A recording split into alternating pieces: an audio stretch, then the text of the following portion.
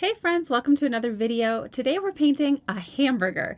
Now we're going to try to do a loose style with this hamburger. If you're trying to develop more of a loose style with watercolor, there's a couple things you can do to help yourself with that process. You can use large brushes. Larger brushes are going to make sure that you're not nitpicking with every single detail. Another thing you can do is set a timer or just test yourself to see how quickly you can do the painting, because when you're working quickly, naturally you're going to really zero in on the essentials of the composition. That'll help you paint the most important things and leave out all of those extra details. So if you want to do this project with me, grab your paints, let's get started. For my paper today, I'm using these Strathmore Ready Cut watercolor sheets. These are 5 by 7 inches.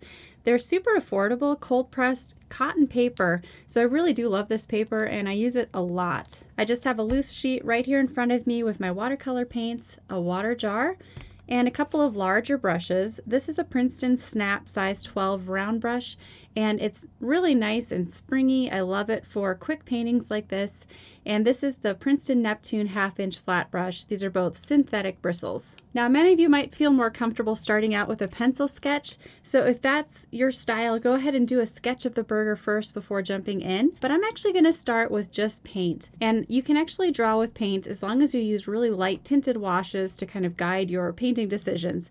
So what I'll do is start with a really light wash of, I already have some paint in my brush. I'm going to start with a light wash of this tint of burnt sienna and just quickly paint an impression of this half circle representing the top portion of the burger. And the middle part of the burger is just a little wider than the bread itself. So already we want to start with a loose style using big broad brush strokes, and I'm holding the brush a little further away from the tip. This also helps ensure a looser style with your painting. So you can fill in the bread with that kind of loose tint of burnt sienna, and then grab some more paint and maybe just sketch out where you want the meat to go on the bottom. A little bit of cheese showing. There's going to be some lettuce in the middle. So the burger will be right here, and then we're going to have a couple of tomatoes stacked on the top. Okay, so once you have your really light sketch, hopefully you guys can all see that, you can go back in with more details, but I keep wanting to say details, but we're not going to go detailed with this. So let's keep it nice and loose and expressive. We'll begin with the bread. I'm just going to grab some more pure burnt sienna again, and I want it to be a little more yellow. So I'm going to take a warm yellow. You could use an Indian yellow or cadmium yellow medium.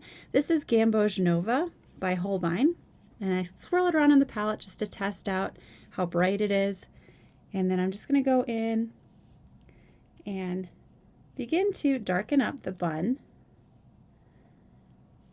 using a broad sweeping motion with the flat belly side of the brush here. Dipping in the water to remove a little towards the top of the bun. I want it to be slightly lighter in value. And I'm letting my brush miss a couple of gaps on the bread, maybe suggesting the texture of the bread and a couple of seeds. But already that looks like bread, doesn't it? And we barely put down any brush strokes. Let's do the same thing for the bottom. Just grab your tan, whatever combination you mixed up, and use a broad sweeping motion of the brush. And then I'm going to use a darker color on the very bottom, maybe even some more burnt sienna, just representing the shadow side of the bread. Rinse in the water if you want to have a lighter value. And again, just kind of scrape your brush across the surface. This will ensure some texture and not a boring wash. And already we can totally tell that's a hamburger. Now for the dark color of the burger itself, let's take burnt sienna, much more pigment than we used for the bread. And to neutralize that, you can mix in ultramarine blue. That's this color here. And that helps you get more of a chocolatey brown, which is what we want for the burger. But I want to mix up the colors in the burger. So I'm also going to grab some transparent orange, kind of mix that up over here. So I have a couple of separate mixes that I'm going to include in the burger. We'll start with that more of an orangey mixture, and then lay down some quick brush strokes for the burger. I'm going to use the tip of the brush here, but I'm laying them all down side by side. And I'm going to draw around that little bit of cheese that I want to paint around. I'm going to grab some dark brown I'm leaving the top edge of the burger kind of roughly because I want to have some of the lettuce overlapping. So notice how I'm just blotting my brush using the flat side of the brush and allowing the tip of the brush to help these colors all sort of meld together. Grabbing some more orange, mixing that in. You can use more pure color, even a little of your yellow on the light side of the burger. Now, if some bleeding happened into the bread, let's let those happy accidents just happen. When you have a wet color next to a wet color and they touch, that's just what happens.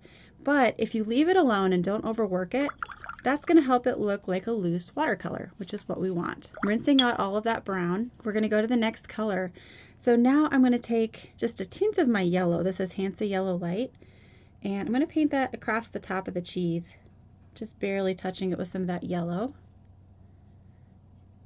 The cheese isn't showing very much in my reference photo, which, by the way, I'll include a link to that in the description so you guys can download that for yourself. And now I'm going to take some red. I have a warm red here. This is Scarlet Lake. You could also use Cadmium Red Light. And this is what we're going to use for the first layer of the tomato. I'm going to have a couple layers for the tomato. This will be my mid-tone, medium color. We have 2 tomatoes slices that are overlapping each other. This one comes down like this. And I want to leave a little bit of a shine on it. So along the edge, leave a teeny bit of white showing of your paper. Rinse some of that out so you have a lighter value on the far right side of the slice. Like that. And then grab some more paint and you can do the other slice right here. And to create that shine, paint the dark side first. Rinse most of it out, blot on your paper towel, and then soften this little edge here. And then leave one brilliant highlight running vertically along that slice of tomato. We will darken the shadow tones a little later using the brown that we mixed up for the burger, but for now that's a good start. While you have that red on your brush, you can also add some little details, little blots of color to the bread again. Just tiny little brush strokes hinting at more texture.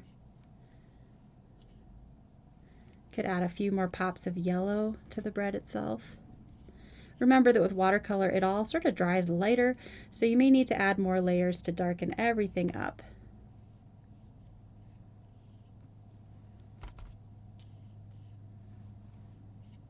Going to add some more yellow to the top, a little more orange. Want to make it look slightly more toasted. But keeping my brush strokes huge, super loose, and moving my brush along at an angle like this to ensure that I'm not just using the tiny tip of the brush trying to get every little detail. We're trying to avoid that kind of style. Okay, the last color, major color we need to put in is the green for the lettuce. And I'm going to take permanent green number 1. This is a Holbein color. And I'm going to mix in a little bit of Hooker's green just to darken it somewhat. Okay, and then let's go ahead and just paint this ruffly edge of the lettuce. I'm going to grab some more yellow too. You can make this super loose. This is your opportunity to just let the brush dance across the surface. And I accidentally covered my cheese up. Whoops. Oh well. Leaving a couple little white gaps representing the mayo in between those layers.